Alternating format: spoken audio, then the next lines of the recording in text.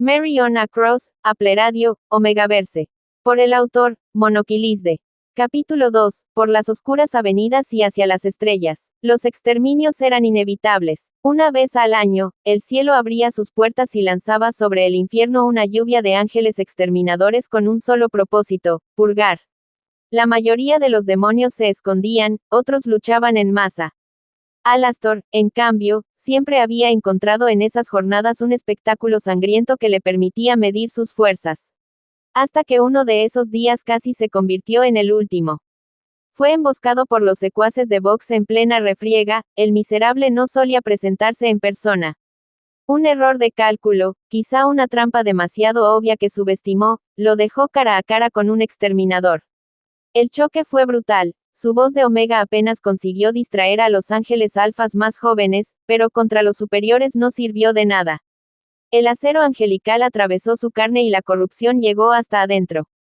La herida no lo mató, pero lo dejó marcado. Durante semanas trató de purgar por sí mismo la infección que ardía bajo su piel. El dolor era constante, insoportable, como brasas encendidas recorriendo sus venas.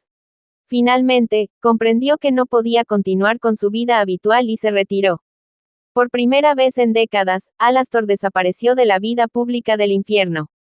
Abandonó los tratos, las risas y las pantallas de Vox. Se recluyó en un rincón apartado en las sombras de Ciudad Pentagrama, donde el bullicio de los pecadores no lo alcanzaba. El exilio duró 7 años. Años de solo escuchar su propia voz, de introspección forzada, de soportar el ardor de su herida y la conexión con la energía angelical mientras trataba de aprender de ella. En esa soledad, observó, escuchó, teorizó, descubrió que los exterminadores no eran simples soldados del cielo. Cada uno estaba marcado por jerarquías invisibles, y sus fuerzas se moldeaban según los pecados que enfrentaban. Comprendió también que su voz, su arma más poderosa, tenía límites claros frente a la pureza de los ángeles mayores e inclusive los habitantes del infierno de los otros anillos. Durante su exilio, Alastor descubrió algo que podría cambiar la jerarquía del infierno: la infertilidad de los omegas no era absoluta. Había grietas en la maldición del cielo. Alastor, sangre de ángel, sangre de demonio, murmuraba a menudo, su propia voz rebotando en el eco infinito de las sombras donde se ocultaba. Y un castigo que no es tan absoluto como todos creen. Oh, Rosie diría que deliro con cuentos de hadas. La clave estaba en la sangre angelical. Los Ars Goetia, descendientes de antiguos ángeles caídos, podían concebir entre ellos sin dificultad, e incluso transmitir esa posibilidad a demonios nacidos del infierno cuando se unían con ellos. Era un privilegio hereditario, una herencia torcida del paraíso que aún latía en ciertos linajes. La prueba más evidente estaba frente a todos y, sin embargo, nadie parecía mencionarlo en voz alta: Charlie. Hija de una omega pecadora y de Lucifer, rey del infierno con sangre celestial, era un milagro viviente. Si ella existía, significaba que el castigo universal a los omegas podía romperse bajo ciertas condiciones. Ese conocimiento era un arma. Una verdad peligrosa que otros overlords matarían por obtener.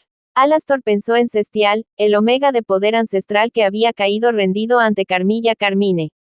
Incapaz de concebir por sí mismo, había encontrado en la Alfa y sus hijas una familia improvisada, un sustituto de la maternidad que lo mantenía en calma. Y aún así, ¿qué no daría el antiguo overlord por la posibilidad de engendrar descendencia propia? Lo que para Cestial era un anhelo, para Alastor era una tentación teórica.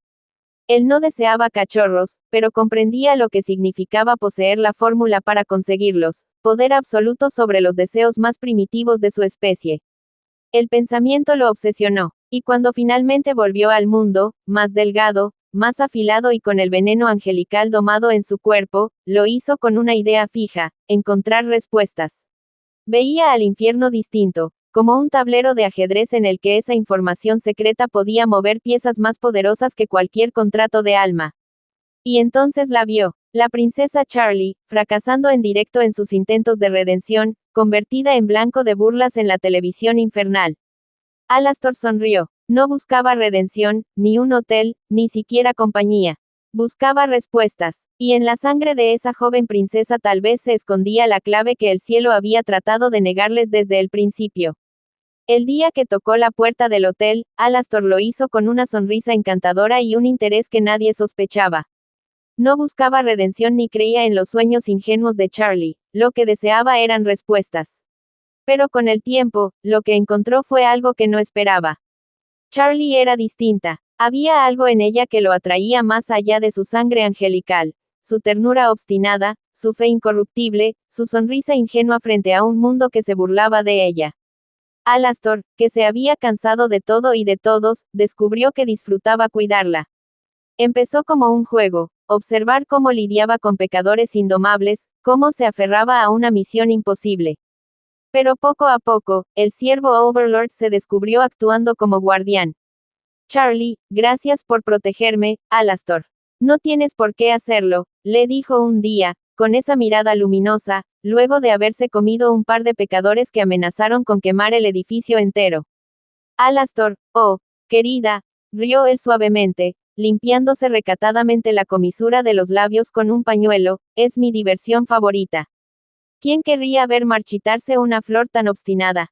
Cada vez que ella reía bajo su protección, el cosquilleo en su vientre, esa comezón que nunca había entendido del todo, se apaciguaba. Si eso era la maternidad, pensó, tal vez no era tan terrible. Esa cercanía lo llevó a despreciar aún más a Lucifer y Lilith. ¿Qué clase de padres abandonaban a una criatura así? Aparecer de forma intermitente no contaba. El rey había condenado a su hija a crecer sola, a ser objeto de burlas, a sostener un ideal que no le correspondía cargar. Para Alastor, que ahora la protegía como si fuese suya, Lucifer no era un monarca, era un padre ausente. Ese rencor se volvió más feroz cuando, durante un nuevo exterminio, Charlie fue atacada. Alastor ya había estado a punto de morir a manos de Adán, luego de poder esquivar un golpe mortal de su guitarra utilizando el dulce olor de sus feromonas para atontar al alfa una vez que se dio cuenta que su voz no le hacía cosquillas al otro, se alejó lo suficiente para recomponerse, solo para correr de vuelta cuando vio a la princesa ser atacada por ese bruto en su lugar, sin pensarlo, se interpuso. Su espalda recibió de lleno el golpe de luz angelical que la habría destrozado. Sintió el veneno arder otra vez en sus venas, quemando lo que quedaba de su cuerpo ya debilitado. Cayó. Creyó que sería el final. Y fue entonces cuando apareció él. Lucifer descendió, envolviéndolos en su inmenso poder, quebrando la ofensiva angelical y arrancándolos de las garras de la muerte. Alastor, apenas consciente, masculló entre dientes. Adán, tú, ¿por qué? No es tu estilo ensuciarte las manos con nosotros los pecadores. Lucifer, porque ella es mi hija, tronó la voz del rey, con un fuego que no admitía réplica. Y no quiero verla llorar más. Alastor despertó días después, debilitado, apenas consciente. Lo primero que recordó fue la silueta del rey protegiendo a Charlie y, de paso, a él. Odiaba admitirlo. Lo había despreciado, había jurado que nunca lo consideraría digno, pero la verdad era innegable, Lucifer lo había salvado. Más aún, había protegido a su hija con un amor feroz que Alastor no había creído capaz de existir en él. Esa grieta en sus convicciones fue el inicio de algo nuevo. No lo aceptaría en voz alta, pero la imagen de Lucifer en medio de la luz, riendo mientras la muerte se desmoronaba a su alrededor, quedó grabada en su mente.